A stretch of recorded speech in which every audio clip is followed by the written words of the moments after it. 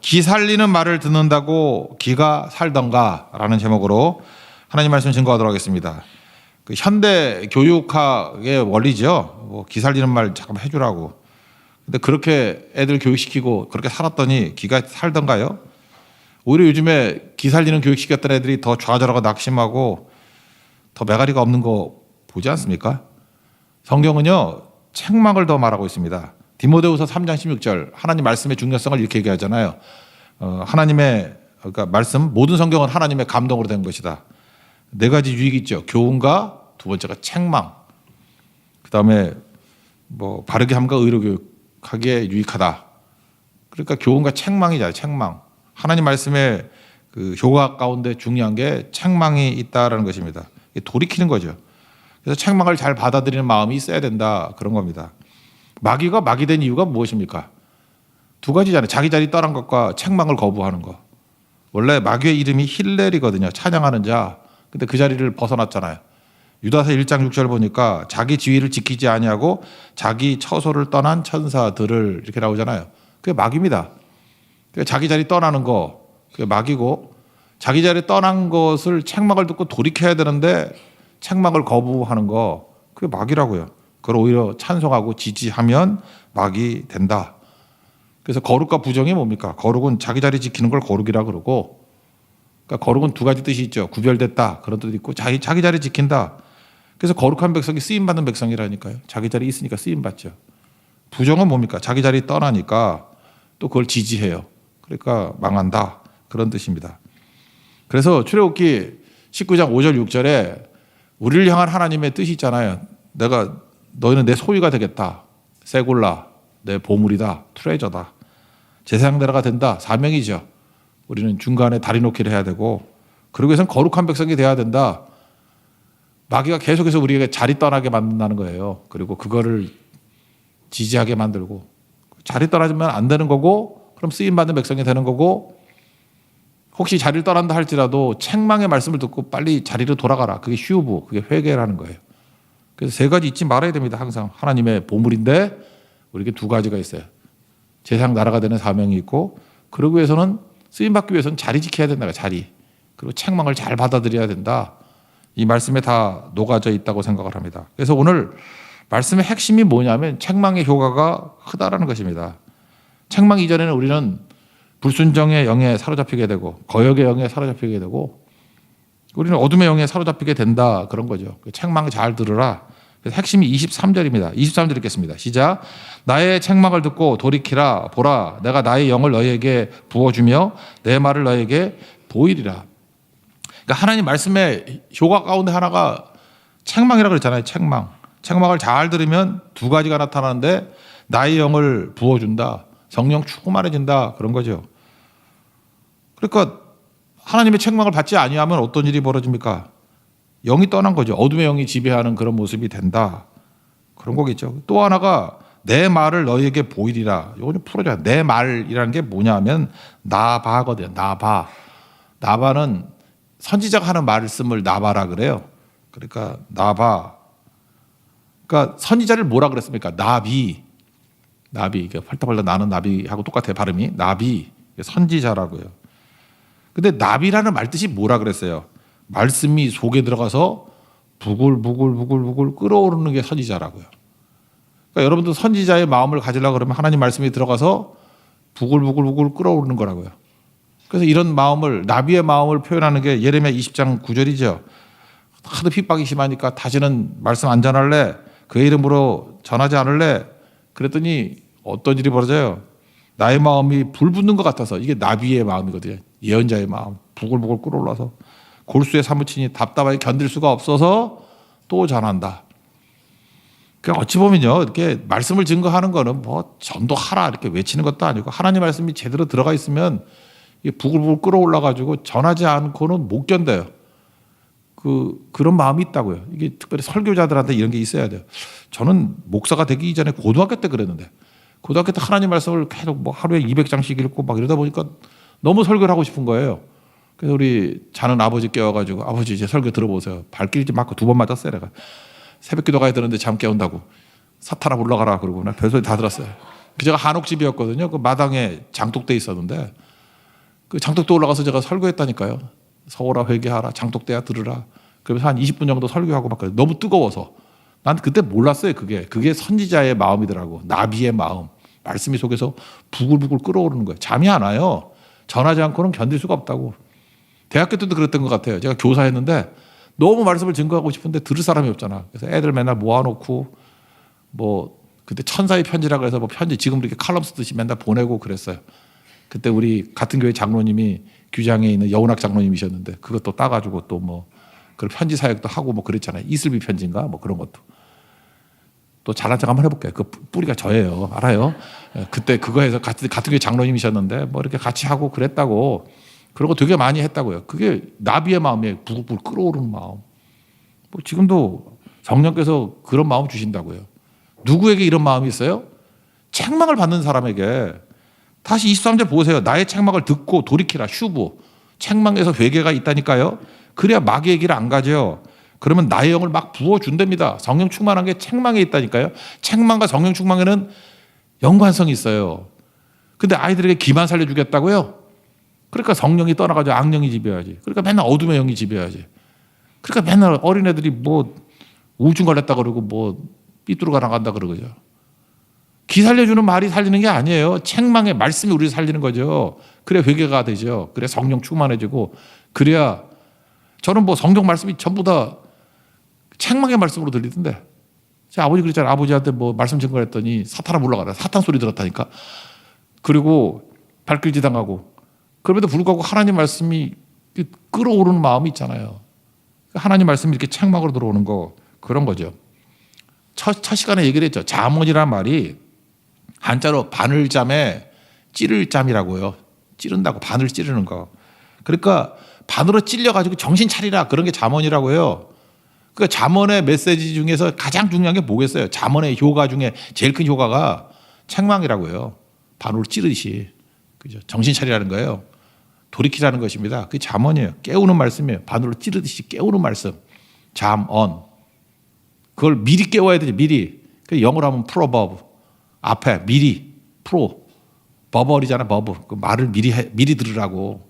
그래서 잠언은 어려서 들어야 됩니다. 젊어서 들어야 됩니다. 우리 자녀들에게 날마다 이렇게 만들어야 돼요. 왜 잠언이 31장인지 아시겠죠? 하루에 한 장씩 읽으라고. 날짜 오늘 3일이면 3장 읽고 뭐 그런 식으로 하면 중복 안 되게 읽겠죠. 그래서 날마다 읽는 거 잠언을 가까이 하는 게 현실적으로 너무 중요하다라는 것입니다. 근데 현대 교육학은 책망을 나쁜 것으로 여겨요. 책망하지 마라.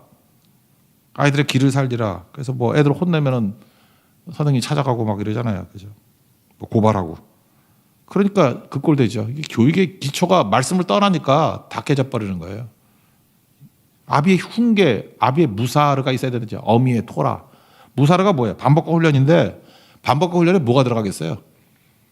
토라를 중심으로 가야 되니까 책망이 들어가 있겠죠. 이게 수정 작업 아니에요? 아버지는 책망을 통해서 수정 작업해 주는 거예요. 그래서 반복과 훈련을 시키는 거라고. 그걸 제대로 잡게 하는 거, 중심 잡게 하는 거. 책망이 없다면 아무것도 아니죠. 왜 다윗이 위대합니까? 범죄하고 난 다음에 나단 선지자의 책망을 들었기 때문에. 왜 베드로가 위대합니까? 베드로의 그 인생의 터닝 포인트가 뭐예요? 마태복음 16장. 주는 그리스도시여 살아계신 하나님의 아들입니다. 칭찬을 엄청 듣고 난 다음에 십자가 진다 그러니까 주여 그리 마옵소서 뭐 이런 거 절대 주님에게 미치지 않습니다. 그랬더니 예수님 뭐라 그래요? 책망하잖아요. 사탄아 내 뒤로 물러가라. 너는 하나님의 일은 생각 안 하고 도리어 사람의 일만 생각하는도다. 이거를 받아들였으니까 베드로 된 거 아니에요? 결국은 인생에서 제일 중요한 거 책망에서부터 터닝이 됐죠. 그죠? 다윗도 책망에서 터닝이 됐잖아요. 책망을 받아들인 사람은 하나님 앞에 쓰임받는 거룩한 백성이 되는 거고 책망을 거절하면 막이 되는 겁니다. 이거 너무 간단한 얘기잖아요. 그래서 여러분들 책망을 귀하게 여길 줄 알아야 된다는 것입니다. 그 책망을 왜 안 받죠? 악한 자가 안 받는 거예요. 그래서 여기 보니까 두 가지로 지금 비교가 있다. 악한 자와 지혜자. 근데 악한 자의 특징은 뭐냐면 뭐가 꽉 차 있는 거예요. 그래서 선택적 지각을 하는 겁니다. 우리 하나님 말씀은요.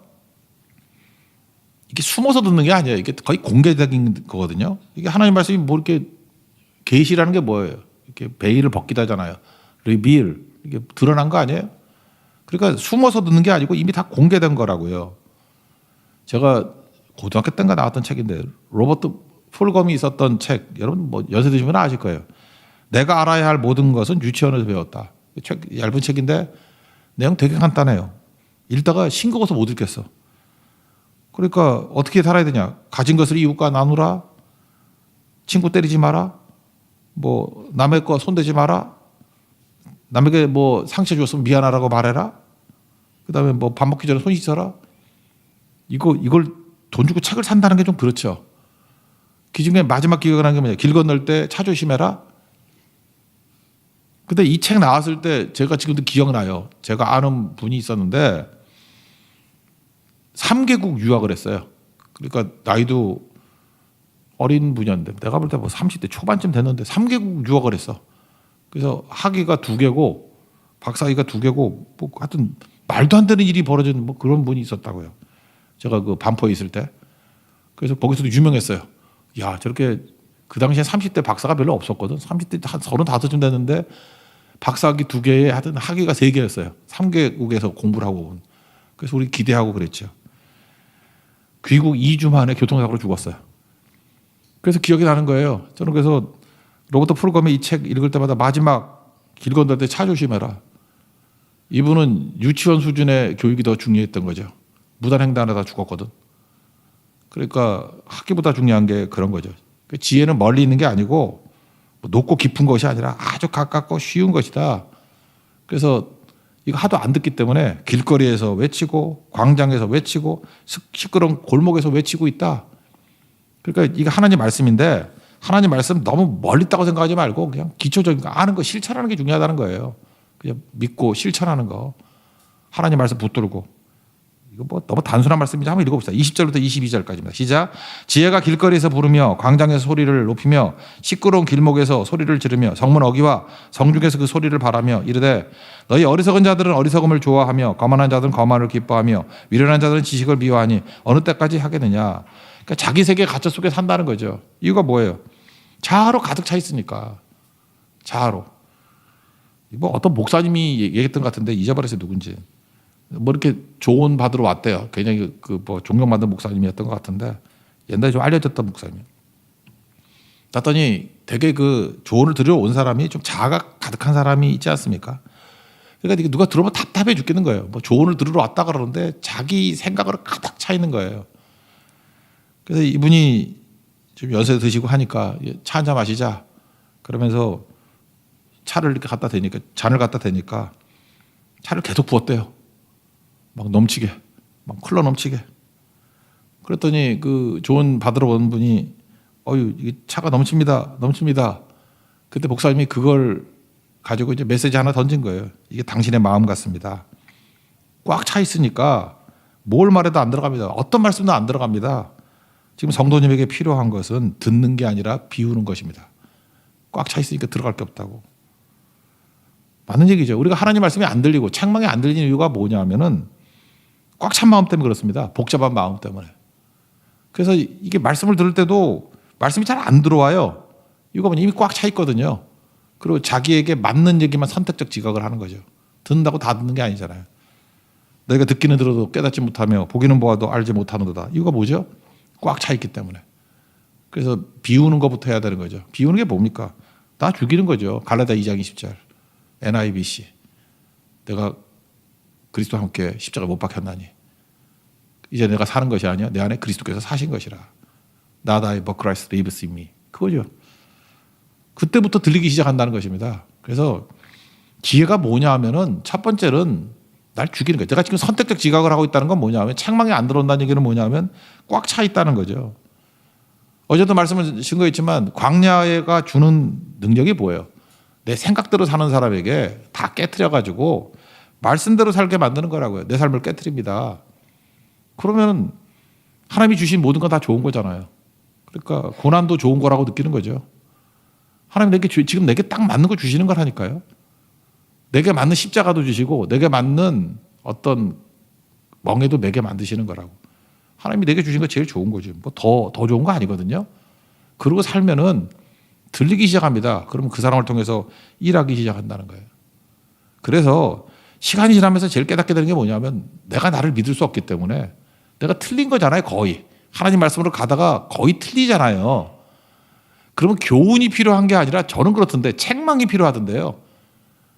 불안한 거예요. 지금 이거 틀린 것 같은데 지금 더 교훈을 더 집어넣어가지고 바른 길로 가는 게 문제가 아니라 책망은 궤도수정이거든요. 유도탄이라는 게 유도미사일이라는 게 그런 거 아니에요? 그 오차를 시정해가지고 수정하는 거 아니에요? 그렇게 필요한 게 책망이죠. 책망만큼 우리를 하여금 힘이 되는 게 어디 있겠습니까? 내가 어떻게 해야지 바른 길로 갈지 모르는 거. 여러분 어떤 게 잘못돼 있어요. 기계가. 그럼 그때 중요한 게 책망 아니에요? 요 부분이 망가졌어요. 요걸 고쳐야 돼요. 그래야 제대로 도는 거죠. 더 뭐 힘있게 돌아가는 거 그게 뭘 필요하겠어요. 망가지고 있는데 지금. 책망만큼 중요한 게 없다고요. 잠언은 책망의 책입니다. 수정 기능이 있다고요. 그러니까 하나님 말씀을 잘 듣기 위해서는 내가 가지고 있는 선입견을 내려놔야죠. 다 비워야죠. 내 생각을 내려놓고 하나님 말씀이 옳습니다. 하나님의 책망이 옳습니다. 그래서 하나님께서 이끄시는 길로 돌아가겠습니다. 내 자리로 돌아갑니다. 하나님 사명으로 돌아갑니다. 그게 책망이라고요. 이게 진짜 지혜거든요. 이런 지혜를 가집시오. 여기서 어리석은 자가 패 띄고 요렇게 돌아갈 수 있는 분별력을 뭐라 그랬어요? 아룸이라 하죠. 아룸. 오늘 본문이 아룸에 관한 얘기입니다. 슬기로운 자가 되라는 거예요. 슬기가 뭡니까? 아룸, 분별력이에요. 분별력이 뭐죠? 이게 수정기능이라고. 수정기능. 뭐가 옳고 그르고 하나님의 말씀으로 나를 수정해 주옵소서. 그게 필요하다는 것입니다. 마지막만 살핍시다. 책망을 싫어하면 어떻게 되느냐? 뭐 물을 것도 망하지 뭐. 이것도 설교가 돼야 되나? 책망 싫어하면 망해요. 계속 안 듣고 가보세요. 망한다고. 26절부터 28절까지 읽겠습니다. 시작.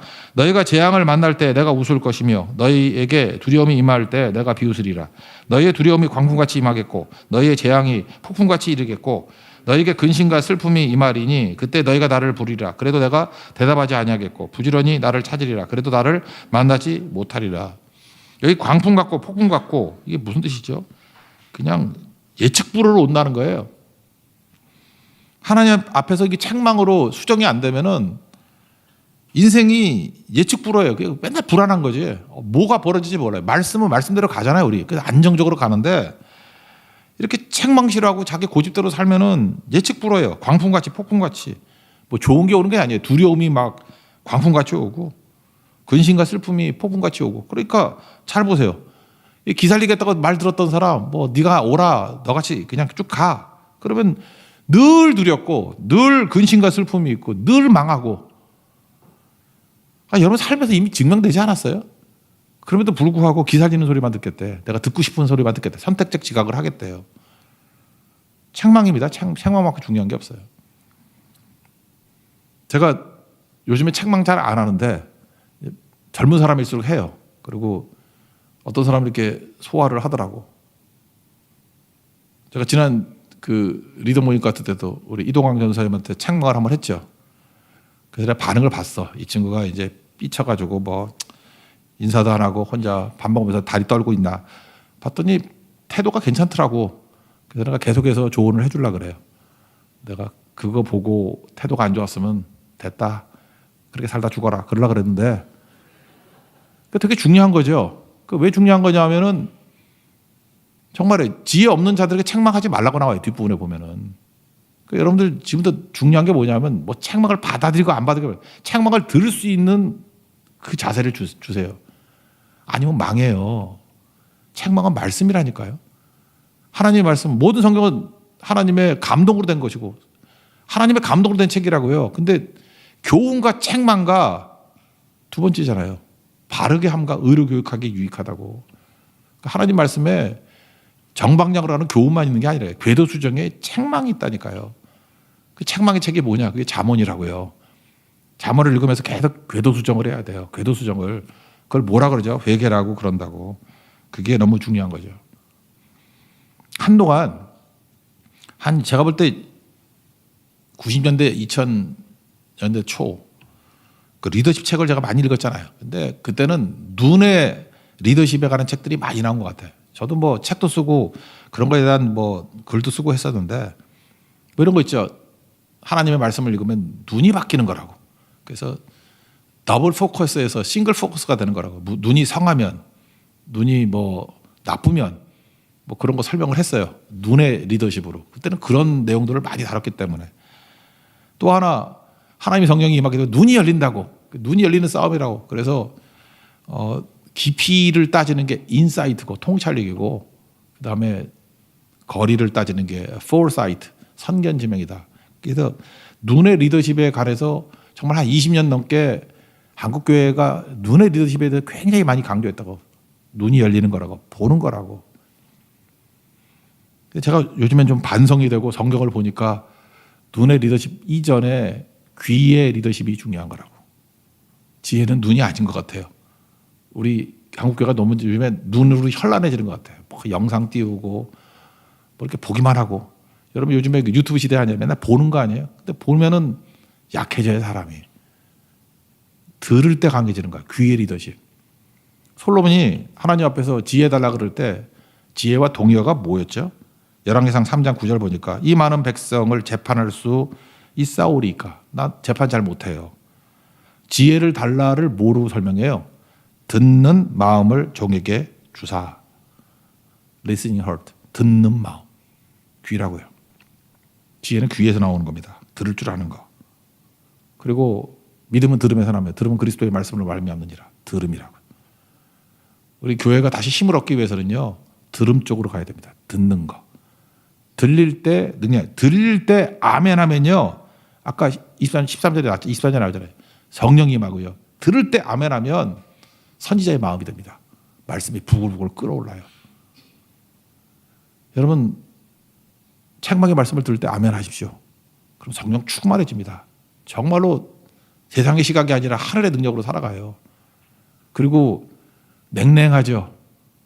책망의 말씀에 아멘 하면은요, 선지자의 마음이 됩니다. 말씀이 부글부글 끓어올라서 복지를 하는 거 아닙니다. 그냥 흘러나오는 거, 흘러넘치는 거. 가장 강력할 수 있다는 것입니다. 책망 안 들으면 어떤 일이 벌어지냐. 여러분 속에 온갖 5만 가지 잡동사니로 살아갑니다. 그렇죠? 5만 가지 잡동사니. 뭐 말만 나오면 근심, 걱정, 두려움. 한마디 다 이상한 개쓰레기들이에요. 그냥 그런 것들만 나온다고. 우리 속에 뭐가 나와요? 근데 책망의 말씀을 듣고 아멘 할 때 성령 충만해지고 선지자의 마음, 말씀이 부글부글 끓어오게 된다. 그래서 열매가 얻습니다. 성령의 열매.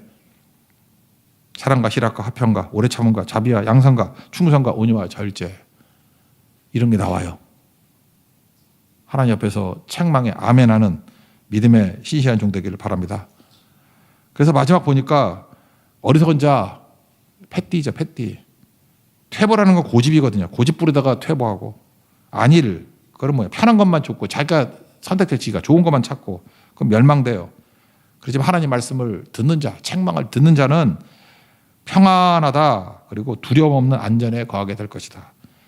두 절 읽고 마칩시다. 32절, 33절입니다. 시작. 어리석은 자의 퇴보는 자기를 죽이며 미련한 자의 안일은 자기를 멸망시키려니와 오직 내 말을 듣는 자는 평안히 살며 재앙의 두려움이 없이 안전하리라. 오늘도 책망의 말씀을 듣고 성령 충만하고 선지자의 마음과 같이 말씀이 불붙고 부글부글 끓어오르는 우리 승리의 종 되기를 축원합니다. 자리에서 일어나겠습니다. 너무 멀리 왔나요? 찬양하겠습니다.